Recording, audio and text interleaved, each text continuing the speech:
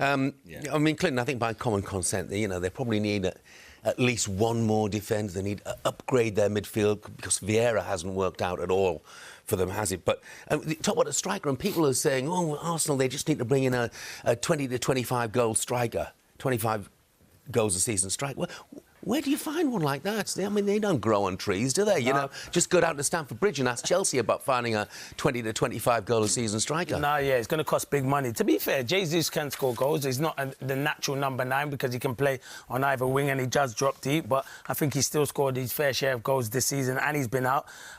He was out for a long bit of time as well. But I think he's a top player. But yeah, they will want to strengthen. Listen, what Arsenal's business they did in the summer was fantastic. Credit to Arteta that they identified the places that they needed and they brought the players in and strengthened them. The likes of Zinchenko went there, and obviously Jesus, who we're talking about, they've been outstanding signings. They brought in Jorginho in January, who's made a big difference. He makes a difference in there, but I think they do need a midfielder, and I think someone like, I know West Ham fans might not like me saying that, but someone like a Declan Rice could be on his way to Arsenal in the summer. That would be a good signing for them in midfield, but they need to strengthen in midfield. All these teams need to strengthen in all areas, because come the end of the season, Man City will be strengthening, Chelsea will strengthen again, Arsenal want to be challenging again, Liverpool will strengthen, so they will need to strengthen, but I still think they've had a good season. I think defensively is the main worry for Arsenal. Saliba, Saliba's been injured, and I mean, Rob Holding, he'll turn up for his work, you know what you're going to get, but he's not a Saliba, and that's where they've kind of struggled, because when you look at Arsenal going forward, they are as good as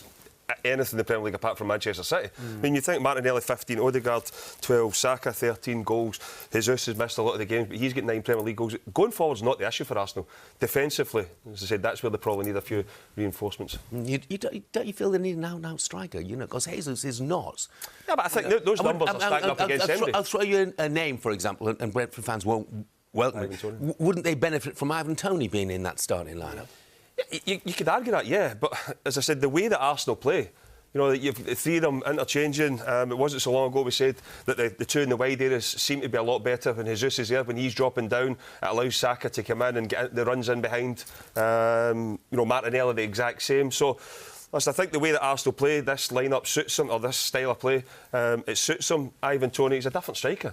But would they have him in a team? I think they're very similar. I think they both want to come short. I think they both want to get involved. I think, Ivan Toney obviously a better penalty taker, but I don't see too much between him and Jesus. I think they're exactly the same kind of player. They want to come short. An out striker, Jeff, there's not a lot out there. You've got to try and get the lad probably from Napoli, but who's going to get him? I mean, but he's the one. I think if Arsenal can get him, I think then you're talking a striker who can score goals, who wants to score goals. Toney and Jesus, people like that, they're not your Harry Kanes and your Haalands. They get as much enjoyment out of setting someone up as what they would in scoring a goal. So there's not a lot about. Harry Kane for me is the one. He probably will go, but I don't think he won't be going Arsenal. No. I think we've got to remember as well where Arsenal were 12 months ago.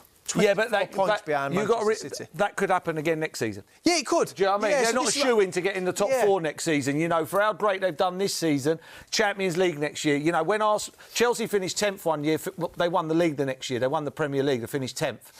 They had no Champions League, no Europe. It makes a difference. Arsenal never really had that this year. Now they're in the Champions League next year. They're going to need more than one centre-half, because as soon as that centre-half got injured, a 2, a 3, a 2 and a 4. Yeah. That tells you everything.